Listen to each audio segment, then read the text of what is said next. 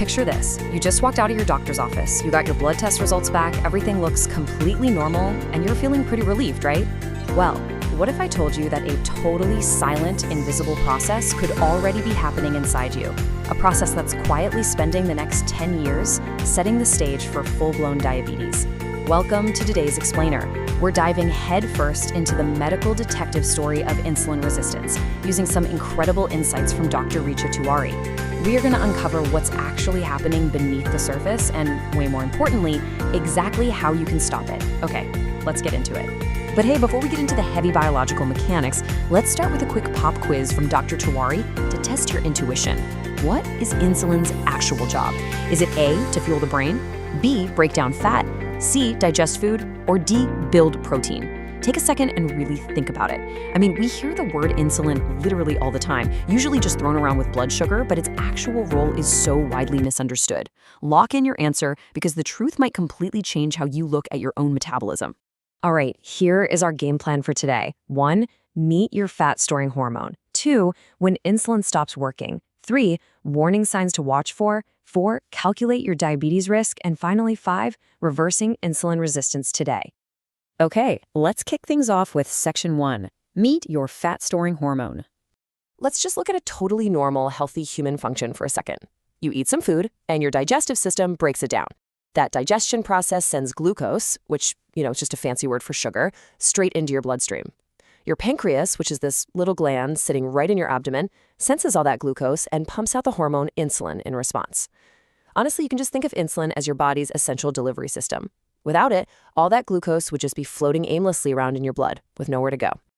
So the really crucial thing here is figuring out where exactly insulin makes its deliveries. Its main job is to pull that glucose out of the blood and drop it off at your muscle tissues, your fat tissues, and your liver, where it actually gets stored as glycogen for later. But here is the secret to answering our little pop quiz from earlier. Insulin is an anabolic hormone. Anabolic basically means it is a builder. It's designed to store things. So yes, it builds protein, but it also synthesizes fat. It takes all that excess glucose your muscles aren't using and meticulously packs it away as body fat. Moving right along to Section 2, when insulin stops working. And this brings us to the core definition of insulin resistance. It's basically a massive biological roadblock. It's a condition where your body's cells simply just stop responding to insulin signals. Think of it like the delivery guy is banging on your front door, but the cells absolutely refuse to open up. And to compensate for this giant obstruction, your body starts demanding higher and higher amounts of insulin just to get the exact same basic job done. Actually, think of it through this analogy because it really hits the nail on the head. Imagine you're eating tons of refined carbs and free sugars. That creates a massive, overwhelming surge of glucose in the blood, basically way too much cargo. Because of this, your poor pancreas pumps out tons of insulin to handle the heavy load. But if you're living a pretty sedentary lifestyle, sitting at a desk, not really using your muscles, the receptors on those muscle cells start to vanish. Your muscles essentially board up their windows, closed loading docks. So now all that cargo literally has nowhere to go. So what happens next? Well, it's a domino effect of systemic failure. First, your overworked pancreas gets totally exhausted, and those insulin-producing cells actually start failing. Second, your unused sedentary muscles reject the glucose. Third, and remember, insulin is an anabolic builder. It's been furiously packing all that stranded glucose into your fat cells. Eventually, those fat cells get so overloaded they start releasing chemicals that cause toxic inflammation, which blocks insulin from working there too. Finally, your liver just throws its hands up and stops storing it. The result? The glucose is completely stranded in your bloodstream. And guys, this is exactly how silent insulin resistance transitions into prediabetes and eventually full-blown diabetes.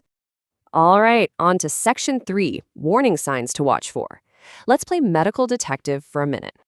Okay, this is one of the absolute wildest visual clues, and it ties right back to insulin being an anabolic, growth-promoting hormone. It's a condition called acanthosis nigricans. Because insulin promotes growth, having massive, constant amounts of it circulating in your system literally causes your skin to grow thicker and darker. People will suddenly notice these thick, dark, almost velvety patches of skin showing up on the back of their neck or under their arms. It is a direct physical alarm bell ringing that you have insulin resistance. And the clues don't stop there. They pop up all over your system.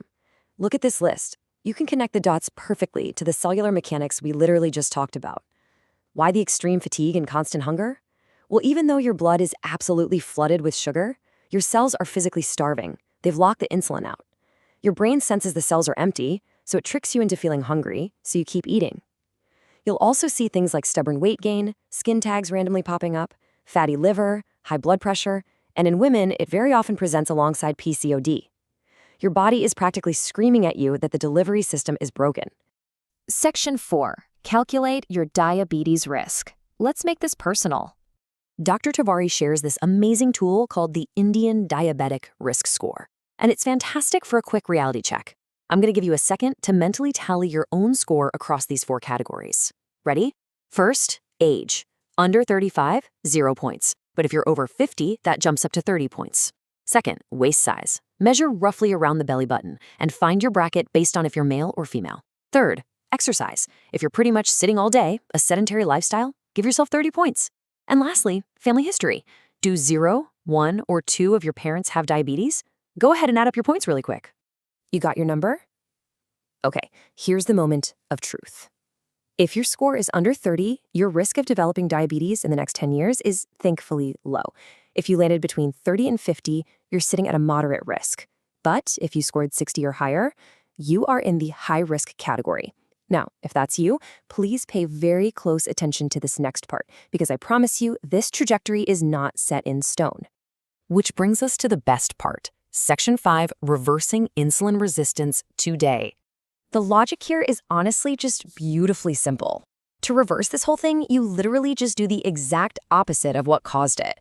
You dismantle it using the exact same levers that built it.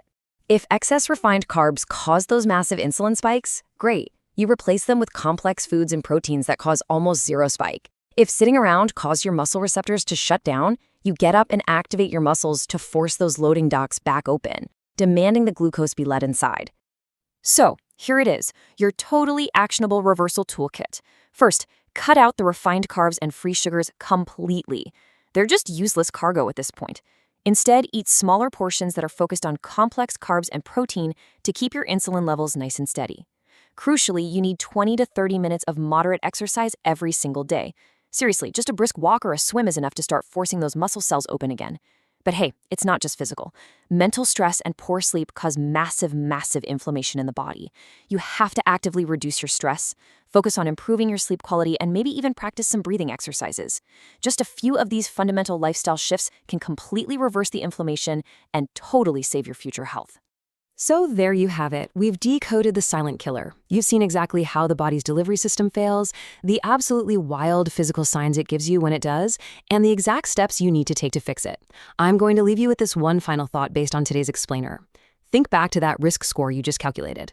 Looking at that reversal toolkit, what is the one single thing you are going to change today? Thanks so much for exploring this with me. Take control of your health, and I'll catch you on the next explainer.